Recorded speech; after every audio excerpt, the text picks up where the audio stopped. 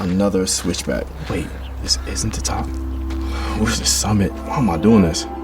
At REI Co-op, we believe there are places within ourselves Almost there. You got this. that we find only outside. Wow. This is worth it. We have the gear, inspiration, and advice to help you get there.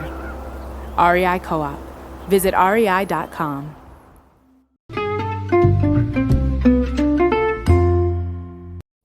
Hi, everybody, and welcome to the Dr. Psych Mom Show. This is the second episode of the 5th season. Whenever I hit 200 episodes, I make another season. So that means I've had 800 episodes plus some random ones I don't count that are video episodes.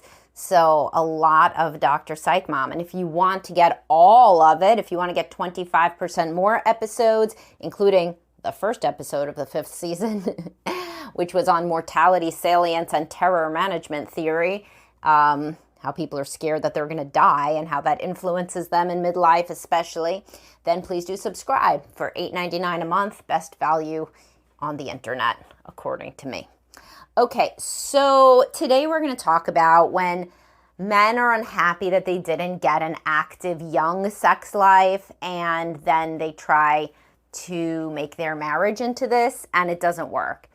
And I see this with late bloomers. I see it with the gentleman eunuch type. That's what I call it. And you can Google, or you could search both of these in the Spotify search bar, these terms.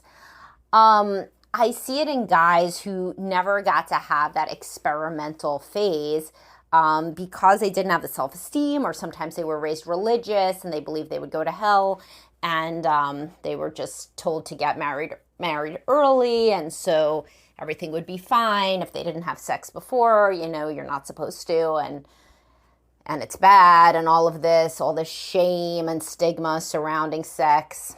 And sometimes, of course, the guy was, sexually abused, or there were other issues, depression, anxiety, social anxiety, and he just did not feel like he was in the place where he could have casual sex. There was no religion involved, but he was just very anxious, not maybe very good with women. Some guys get into a very early relationship with a girl who doesn't want much sex, and if they were raised in a sexless house with parents who didn't touch each other, never talked about sex, very sex negative, then you assume that your high school girlfriend is just like, regular, and that nobody else is different. And so then guys kind of close early on this romantic relationship that approximates their parents' relationship, and then they marry that girl. And so they were having some relationship when they were young, but it wasn't a very sexual one. And then that, of course, continues after marriage. So a lot of times guys in any of these situations feel, as they get older, they feel mortality salience, as I discussed in the previous episode that I just mentioned, and they feel like they're going to die without ever having had the sex life that they want. And this way of thinking is obviously more common with anxious people who tend to catastrophize and tend to kind of see the worst, and tend to think in those more dramatic black and white terms, anyway. So obviously, there's many ways to think about things in life. I mean, for example, some people are infertile, and some people make their entire life around mourning being infertile, and some people don't. They adopt or they don't adopt, and either way, they make peace with the decision. And that's just one example. Some people have to be put in a wheelchair because they lose the use of their legs, and there's an entire normal distribution around how people handle that and their happiness levels, right? And as I've shared many times, 6 months after either winning the lottery or becoming a paraplegic or quadriplegic, I forget which one they studied, people revert to whatever their baseline level of happiness was before. So it's kind of like you are who you are. I don't mean like you can't change your outlook. Obviously, that would be an insane thing for a therapist to say. I've seen people change their outlooks, right? And I help people with that all the time. But If you were raised to think of the worst, then when something happens, that's confirmation bias. And so whether that's that you don't have a good sex life, or you can't get pregnant, or you have an illness, or you get injured, or whatever, lose a job, lose a friendship, and I mean, it's just, the list goes on, right? On and on and on. There's a million ways to respond. So the people that respond in the worst, most catastrophic, dramatic way tend to be the people who would do that about anything, right? And who were raised by people who were very negative. And then by more professional victims, as I call it, who teach you that you are being victimized by the world. And so then in this case, the guys feel that they're being victimized by fate or by their wife. And the most insidious one is by their wife. Because the wife is always, in this situation, a fairly, stable, low libido person. I don't see a lot of guys that, no, that's not true. I see some guys who had a great sex life until she went through menopause, and then they start regretting things from their youth that they didn't have more sex. But, that goes even more with being a depressive type of person, because most people can say, well, yeah, for many decades, I did have a good sex life, irrespective of what I did when I was younger. And if I want to cheat now, or if I feel drawn to other women, that's not my wife's fault going through menopause. That's like my own thing, But, we work through that in therapy, etc. And some people do blame their wife for going through menopause and think it's a bait and switch. The guys that think stuff like that are the troll commenters all over the internet that are very anti-female, that feel that women have these nefarious, malicious intents when they get married to never have sex again. It's, that kind of stuff. But the average guy who is in this situation, he's struggling with his self-esteem, he's struggling with regret, and so he tries to have this more experimental, wild sex life with his wife. But his wife didn't sign up for that. She does not want to. It's basically like if you didn't become a baseball star and then you try to make your kid become a baseball star, It's like she doesn't want to be a baseball star. You didn't get to be a baseball star, but that doesn't mean she wants to be a baseball star. So she doesn't want a wild and experimental sex life that's supposed to somehow magically make up for your lost opportunities when you were younger. She doesn't want that. She's a person. So she may want a nice sex life. She may want whatever that looks like. But as soon as the woman starts to get the feeling that this isn't about her literally at all, and she is literally only the only person the man has to play out these fantasies with that would exist without her, then it's it's not very romantic, to put it mildly. It's like as though your wife said to you, I've always had a dream of being married to a rich man, so now you got to be a rich man. And most guys would be like, no, what are you talking about? That's so shallow. You knew my job when you met me.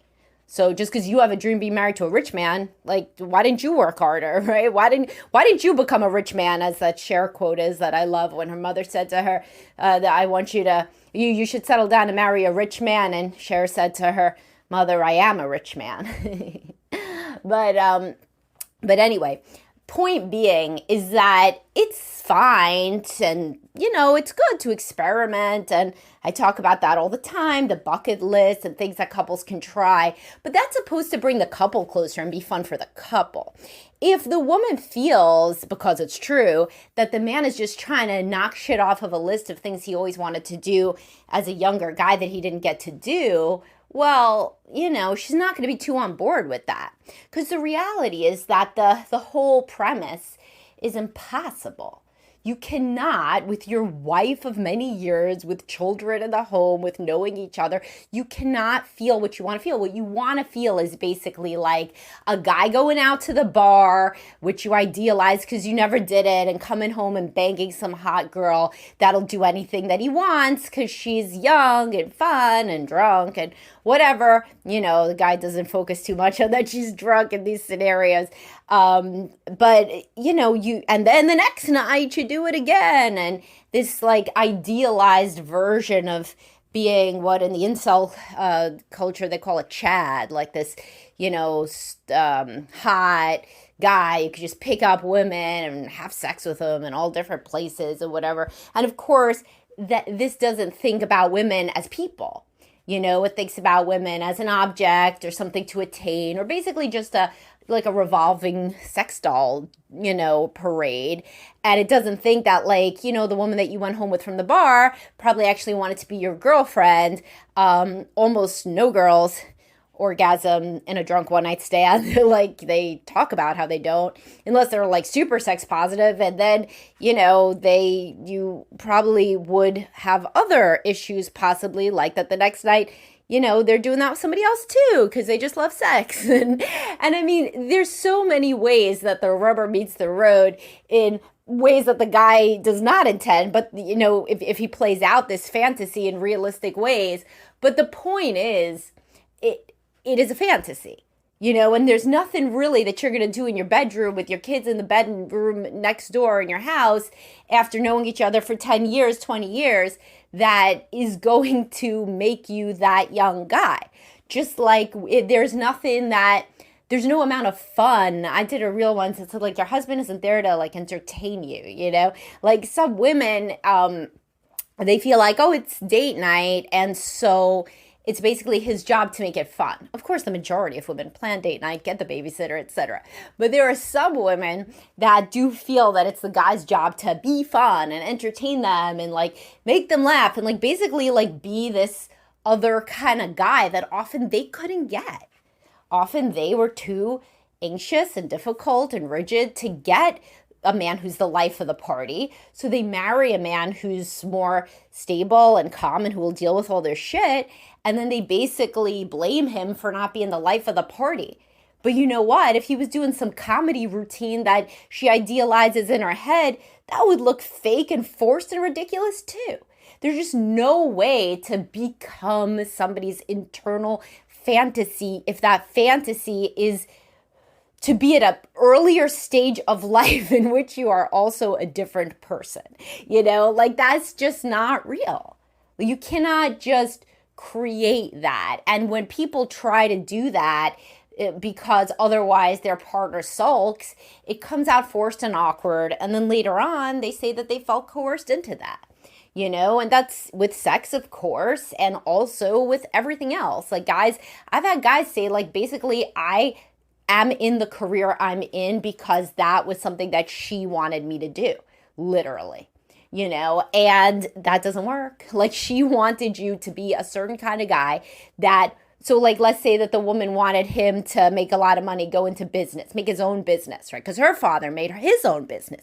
So then she has the idea that an entrepreneur is so wonderful, right? So then he's on his way to work at a company and she convinces him, no, you should be an entrepreneur. But really, what does she want? She wants a guy who wants to be an entrepreneur, like her father wanted to be an entrepreneur. He wasn't coerced into being an entrepreneur. Not that, of course, everybody in these situations can't, if they had more self-esteem, say no, but they don't have more self-esteem. As I talk about all the time with the sexual coercion stuff, and you can look that stuff up, if there's some women that can't, it would be great if every woman could be like, why no, Harry, I don't want to have sex with you and I'm not attracted to you. And in fact, I think I'm considering a divorce, But many women think, oh my God, can't get divorced, upset, he's upset, can't deal with upset people. What do? I lay down and we have sex. That's what a lot of women, low self-esteem that grew up with difficult, angry fathers think in that situation. And I try to help guys all the time understand, yeah, you may not have had a gun to her head for sex, but if she's not making eye contact, if she's looking away, if she never initiates it, never says I love you, never enjoys it, never asks for it, then guess what? She internally may feel coerced. And it's the same thing with trying to get your wife to have this crazy experimental sex life that makes up for everything that you didn't do. So I have guys who want to be swinging and do hot wife stuff or do BDSM stuff and or whatever the case may be, or just a bunch of different positions all the time, or watch porn together or whatever. And she doesn't want to. She's not the kind of person. That kind of person is not who the guy was originally compatible with.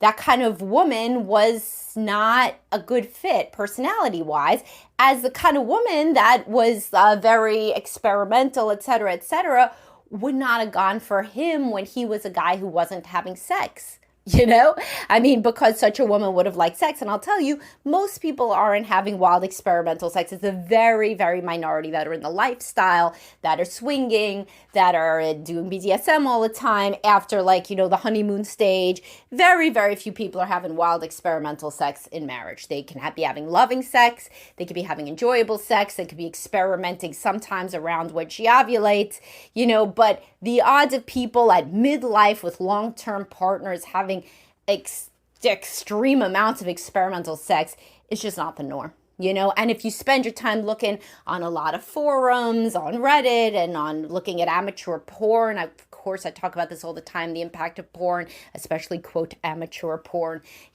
people start to think that everybody's having crazy sex. In fact, I even have a podcast about that. Are other married people having spontaneous sex? And the answer was pretty much no, pretty much no. Because what exactly is the draw at so when you're 18 years old, 21 years old, whatever, you go to I didn't just use the legal ages. I just thought of that 25, whatever random ass young age. You go to a party, see a hot person, you end up screwing them in the bathroom, right? Oh, that's fun. That's exciting. Everybody's completely blasted out of their mind too, drinking and dancing. And it's like a totally different world. Who the hell is going to hang out with a couple that's 40 years old that goes into the bathroom, the one bathroom that there is, and is trying to have intercourse? Why? Because you can't wait to get back to your literal house and you risk alienating your friend group, but because you have to get so fucking wasted to do that, it just doesn't even make sense. It literally doesn't make sense. There's just things that we do with, at different stages of life. And while there may be some people that are still scurrying away to be making out with long-term partners of many years before they return to their children and doing things that are risk-taking, because remember, that's what it is. I mean, that is really the TLDR. When you're young, it's a risk. It's excitement. It's surprise. You see a guy across the room, you don't know what he's going to look like naked. You see a woman across the room, same thing, right? You know what your spouse is going to look like naked. You know what they're going to say. You know what they're going to do. That's great. And it leads to deep attachment and love and a bond. And sometimes you can say or do surprising things, right? But this is where it's so funny when the guys always talk about working out makes your wife, so hot and bothered. Maybe for the length of a couple of weeks, she might like it, and then there is a novelty effect. You get habituated. So now the man has a different BMI. Okay, and so, and he also has to eat dinner with you and do homework with the kids and this and that and this. So a happy marriage is more like a friendship with romantic love on top, whereas this crazy sex when you're young is literally only lust, and passionate romantic love, honeymoon stage love, with a new person that you don't know anything about. So trying to morph those things to create some thing that is both long-term attachment with no habituation that ever happens and lust that you would only experience if you don't even know what somebody's underwear is going to be like when you take off their clothes, it's just really not possible. And this idea that you can make all things into one thing, there's the All or Nothing Marriage talks about this, although with less talk about experimental sex by Eli J. Finkel, and no talk about that, I believe. But the point is, everything can't be everything. If you're married, you can have a great sex life. You could experiment sometimes, but it's not going to be the default core activity unless you both really decide that is going to be what you shape your life around. And that's rare, but it exists. There's lifestyles, parties, and, there's people who make their entire life around poly or swinging or hot wifing or going to the dungeon or going to the sex party. And the reason, by the way, that this is so exciting isn't because you're doing it together and it's just you in the room. It's because there's new people around that you don't know if they're wearing underwear, It's that. So whether or not you still screw each other after you go to that, don't fool yourself. You're seeing new people out there, and that's triggering this exciting feeling, So anyway,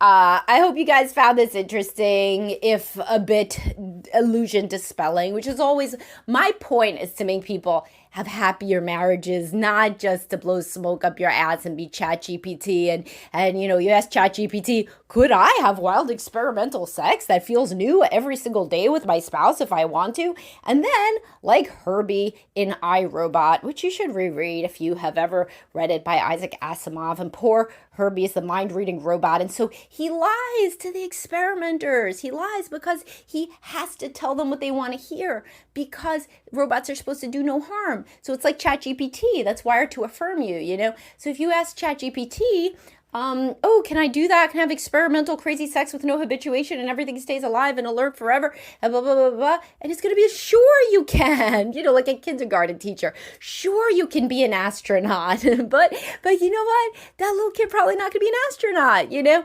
And you're also not going to be having crazy experimental sex like you did when you were 18, but you didn't. And I understand. And it sucks to not do things. But if you did that when you were 18, you probably wouldn't be, you know, have focused on school and work as much, and you probably wouldn't be in the, you know, job you're in and whatever else. You know, there's so much you could discuss if this podcast resonates with you in your own individual work. We do, of course, offer therapy and coaching at Best Life Behavioral Health, my group practice. This work of making peace with who you are and your past and your future is really the core work of midlife and really any stage of life. And I hope you guys enjoyed this, and I'll talk to y'all soon. Have a great day, guys.